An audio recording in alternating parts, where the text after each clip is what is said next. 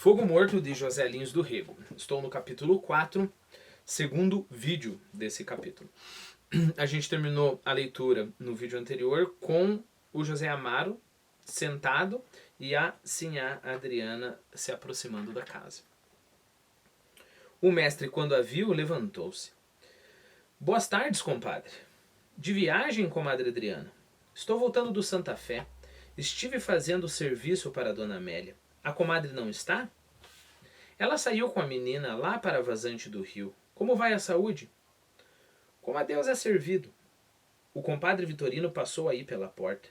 Me disse ele que ia com o recado do coronel Lula para o doutor Samuel, o juiz do Pilar. Que sina, compadre. Dona Amélia me falou numa história de eleição que Vitorino anda falando com o coronel Lula. Eu não sei quem regula menos, minha comadre. Se o compadre Vitorino, se o coronel. O diabo do velho deu agora para a mania de reza, como se tivesse virado padre. Estive lá trabalhando 2 semanas no conserto do carro. Era bacalhau todo dia. Me dizia o moleque que era por causa do dia de guarda. Naquela casa, todo dia é dia de guarda. O velho está de miolo mole. Apareceram do fundo da casa a velha sinhá e a filha. As comadres se festejaram. Marta foi para dentro e mestre José Amaro continuou a conversa. Comadre Adriana, eu todo dia digo aqui à minha mulher, aquele coronel Lula não anda bom do juízo. Lá eu estive 2 semanas e nenhuma vez ele teve a pachorra de aparecer para saber do serviço. Tem um negro Floripes que é mais do que feitor. Eu sei lá. Esta santa fé do velho capitão Tomás vai de mal a pior. Pachorra é uma coisa interessante, né? Porque, vamos lá, pachorra é falta de pressa. Okay? Então, eu não sei se eu escrevi alguma frase aqui. Não, é paciência excessiva e falta de pressa. Eu pensei que eu tinha algum exemplo. Mas, quando você usa a expressão ter a pachorra de, embora a pachorra seja falta de pressa, leseira você poderia colocar, né? Mas ter a pachorra dele é ser cara de pau o suficiente a ponto de fazer tal coisa. Eu poderia falar, você acredita que mesmo me devendo R$250 há 2 meses, ele teve a pachorra de me pedir 50 emprestado? Então é nesse contexto aqui. No vídeos de revisão de vocabulário, eu vou conversar um pouquinho sobre a etimologia dessa palavra, pachorra. Bom, então ele não teve a pachorra de aparecer para saber do serviço. Ainda o José Amaro falando que o sítio do Tomás vai de mal a pior. A velha sinhá levou a comadre para conversar para o interior da casa. O mestre José Amaro escutava o sussurro das vozes em conversa baixa. De repente lhe veio uma vontade de dizer o diabo àquelas mulheres. Para que aquele falatório? Um bate-boca que não tinha fim? O mestre José Amaro dera agora para sofrer de ímpetos, de desejos violentos. A tarde chegava, com a mesma tristeza de sempre. Marta saíra para tanger as galinhas e os cachorros latiam muito de longe. O latir dos cachorros fazia-lhe mal. Era como se fosse um agouro. Lembre-se que agouro é a mesma coisa que agouro, né? Que nada mais é do que um presságio, um pressentimento de algo muito ruim, de algo nefasto. Então fazia mal o latir dos cachorros. Era como se fosse um agouro. E à boca da noite as suas ideias ruins apertavam-lhe mais. Vinha-lhe um nó na garganta. Um frio de lado, um medo que não sabia do que era. Medo de quê? Medo da morte não tinha, nunca tivera. Lá estava sua filha fazendo os serviços da mãe. As galinhas fugiam, não davam atenção ao piado de Marta. Corria ela de um lado para outro e a criação cada vez mais espantada. Tudo aquilo foi crescendo no desespero do mestre. Quase que abria a boca para mandar tudo para os infernos. Refreou-se na violência que tomava conta de sua vontade. Ouviu então uma voz que o arrastou para a vida. era o bicheiro salvador. Estava preso dentro dele mesmo, estava preso nesse ódio de morte, e de repente uma voz tira ele de dentro dele mesmo, o arrasta para a vida, né? Geralmente uma imagem dessa a gente poderia ter em algo bem dramático, né? A voz do Salvador, um pregador, uma pessoa bondosa me arrastou para a vida. Mas a gente sabe que qualquer voz pode nos arrastar para a vida, né? Estou eu deprimido no meu quarto, naquele crescente de tristeza, a tristeza maior, e de repente eu tenho que atender o carteiro, e de repente simplesmente eu tenho que acordar e ir para o trabalho, né? Eu dou um jeito de guardar aquela tristeza e continuo a viver, em vez de alimentar e deixar aquela tristeza crescer, né? Qualquer coisa pode nos arrastar para a vida. Boa tarde, mestre Zé. Era o bicheiro Salvador, né? Boa tarde, mestre Zé. Dona Sinhá hoje pegou 4.000 réis no coelho. A banca hoje aguentou um repuxo dos diabos. Só o major João José pegou 100.000 réis. Então lembre-se que a Adriana já tinha ganhado o quê? 40.000 réis, né? Isso. Ganhou 40.000 réis. Hoje a Sinhá ganhou 4, né? Não é muita coisa, 4.000 réis. Um telegrama, por exemplo, a gente vai ver no decorrer da narrativa, vai ter uma determinada momento que alguém vai precisar mandar um telegrama. Um telegrama, por exemplo, é 4.000 réis. Você vai gastar 4.000 réis com um telegrama. A gente vai ver também, não vou falar muita coisa sobre isso, mas que 100.000 réis dá para comprar carne, cigarro, farinha para um grupo relativamente grande de pessoas, né? Mas é 100.000 réis. A banca hoje aguentou um repuxo dos diabos. Só o major João José pegou 100.000 réis. O mestre José Amaro ouvia o bicheiro como se não ouvisse nada. Mestre Zé, podia chamar a dona Sinhá? Nisto apareceu a mulher do celeiro com a visita.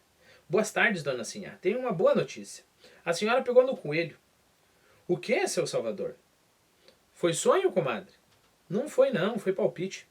Outro dia, comadre, tive um sonho para tigre, e seu Salvador nesse dia não passou. Vi o seu Vitorino no pilar, sinhá Adriana. Estava fazendo um barulho medonho na porta do velho Quinca Napoleão. Aquele seu Vitorino não tem papas na língua. Ouvi falar que o doutor Samuel vai fazer dele oficial de justiça. Deus me livre, seu Salvador. Vitorino não é homem para essas coisas. Por que não, sinhá? Não é homem direito? Só tem mesmo umas besteiras que faz graça ao povo. Amanhã passo aqui para o pagamento, dona Sinhá. E voltando-se para o mestre Amaro. Ouvi falar, mestre Zé, que o senhor está contra o governo. É o que me contou o pintor Laurino. O celeiro fez cara feia para Salvador. Venda os seus bichos, seu Salvador, e deixe a vida dos outros. Me desculpe, mestre, só fiz perguntar. Laurentino estava conversando isto com o carteiro na estação. Estava até gabando o senhor. Eu não preciso de Laurentino para coisa nenhuma. Que vá a merda, ouviu, seu Salvador? Voto em quem bem quiser, voto até no diabo. Cala a boca, Zeca. Isto é coisa que se diga? Compadre, não abra a boca para dizer uma coisa desta. Dizer o quê, comadre Sinhá? Então, este negro passa aqui na minha porta para bater língua, para contar lorota, e a senhora ainda acha que eu não tenho razão? Não disse semelhante coisa, compadre. O bicheiro deu mais uma palavra e foi-se, alarmado. Sumiu-se na estrada. Houve um silêncio desagradável no grupo. A velha Adriana despediu-se. Já estava na estrada e ouvia a fala, aos gritos, do mestre José Amaro. Que se danem todos, que se metam nas profundezas do inferno. Lembre-se, coloque em perspectiva sempre isso, né? Lembre-se que ficar falando do diabo, do inferno, da danação, isso é muito forte para esse contexto. Né? Não sei qual que é o seu contexto religioso, mas você vai reconhecer, se você mesmo não for religioso, você vai reconhecer com pessoas mais religiosas e pessoas mais antigas, pessoas nesse contexto aqui também. Você não pode sair e ficar falando diabo, satanás, demônio, né? Às vezes eu faço essa experiência, eu fico por uma desculpa qualquer, né, por como é que se diz, pretexto qualquer, eu emendo vários nomes para o diabo, né? E é extremamente interessante como diversas pessoas começam a ficar, não digo alarmadas, mas cuidadosas, um pouco amedrontadas, né? E isso na cidade com pessoas jovens. Geralmente eu faço isso com alguns alunos meus, né? Então, a pessoa que está com medo do diabo, do satanás, do cramunhão e assim por diante, você imagine num contexto desse, né? É meio que sério falar que se metam nas profundezas do inferno, né?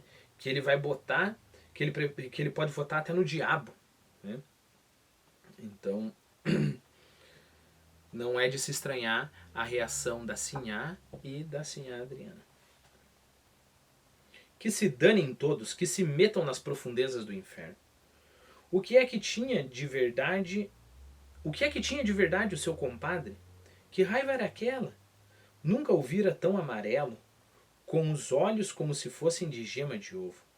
Devia ser que a doença estivesse apertando.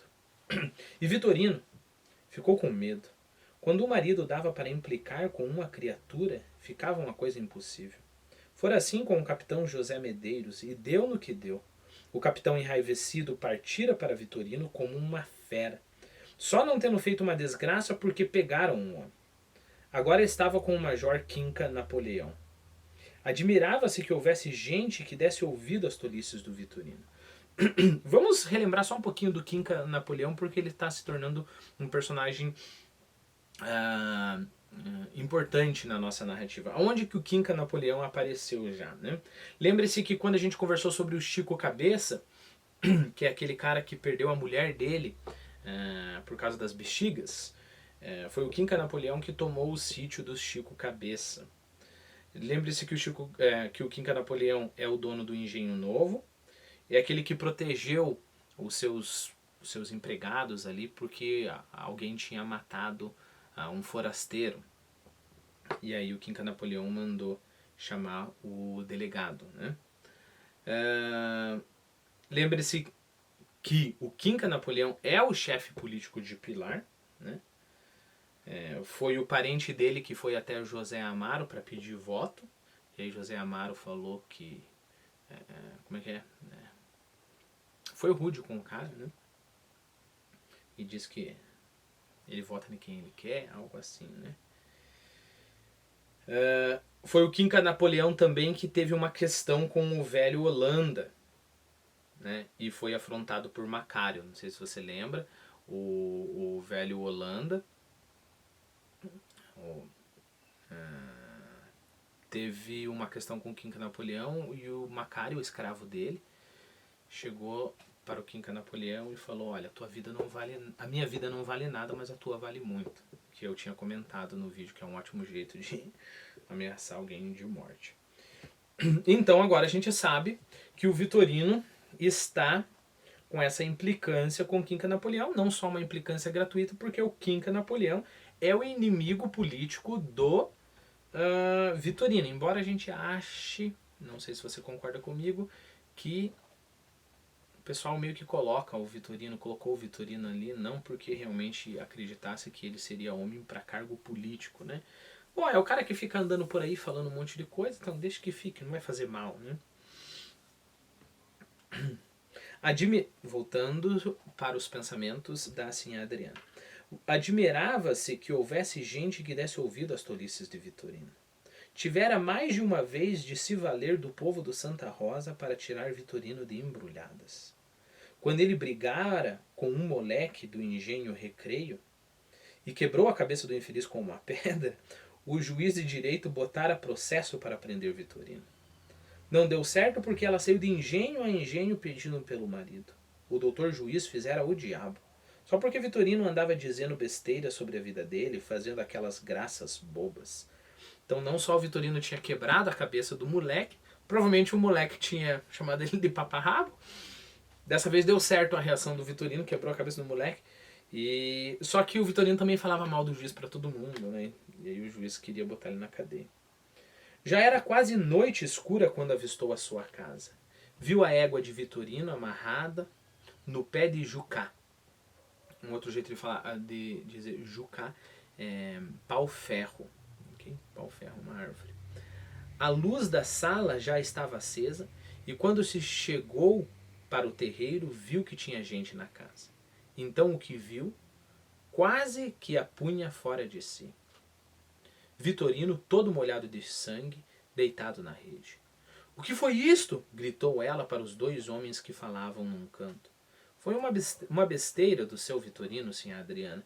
Ele estava na porta da loja do Major Quinca Napoleão, dizendo o diabo. E um caixeiro... Caixeiro, lembra-se que é aqueles vendedores, né? Pode ser os caixeiros viajantes também, que é de cidadezinha em cidadezinha para vender.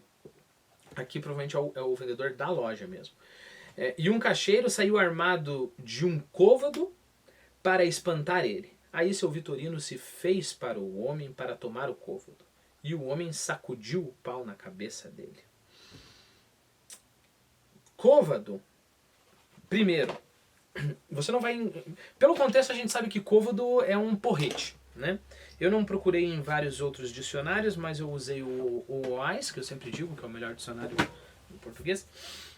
E às vezes eu uso o dicionário do Google também para perceber que eles copiam muitas coisas do OAS, né? Mas no dicionário, nos dois dicionários que eu procurei, talvez tenha procurado mais um pouco também, eu não achei côvado como porrete, né? Mas a gente sabe que é. Porque o que é côvado de acordo com o dicionário? Ele pode ser ou como é que é? Una. Eu acho que é una. Nós temos dois ossos aqui, né? Esse osso de cima é o rádio, se eu não me estou enganado. O de baixo é o côvado. Só que o pessoal mais comumente chama aqui de una. Parece que em espanhol eles chamam a una de côvado mais frequentemente. Côvado também pode ser aquela medida na Bíblia, bem comum. Se você ler a Bíblia, você vai ver a todo momento o côvado, né? De 66 centímetros. Aqui eu acho que é uma extensão do significado e é um porrete, né? Um pedaço de pau, coisa assim. E o homem sacudiu o pau na cabeça. Com certeza é um pedaço de pau. Está aqui na próxima frase, né? E o homem sacudiu o pau na cabeça dele. Isto é uma miséria dessa gente. Não estão vendo que Vitorino não faz mal a ninguém? Ela falando, né? Cala a boca, vaca velha, gritou Vitorino. Sou homem para toda aquela cambada. Só não matei o cachorro porque me pegaram. Vitorino, carneiro da cunha, não corre de pé rapado. Os dois homens caíram na risada. Sinhá Adriana procurou o marido para ver o ferimento de perto. Era um talho pequeno sobre o olho direito. Isso não é nada. Quando o safado levantou o côvado, eu mandei-lhe um murro nos chifres que deu com ele no chão. Cabra mofino. Quer dizer, cabra infeliz. Cabra covarde, cabra mole. Né? São dois significados possíveis para mofino. Infeliz e mole e covarde. Cala esta boca, velho bobo. Quem é velho bobo? E levantou-se com um esforço tremendo. Não pôde ficar de pé. Estava pálido. Quis dizer qualquer coisa e arriou o corpo com uma vertigem. Sinhá Adriana correu para ele, os homens levantaram-lhe as pernas bambas para dentro da rede. Corria um suor da cara de cera do capitão Vitorino, carneiro da cunha. A mulher aflita trouxe alho para ele cheirar. Aos poucos voltava a si. Os seus olhos azuis perdiam a névoa da morte. O capitão olhou em redor, fixou na mulher a sua primeira mirada. Sucedeu alguma coisa, minha velha? Nada, Vitorino. Você precisa tomar um cafezinho. Os dois homens se prepararam para sair. Aí o velho falou, com um timbre de voz de doente. Diga àquele cabra safado que eu vou arrancar-lhe os ovos. Os homens não sorriram.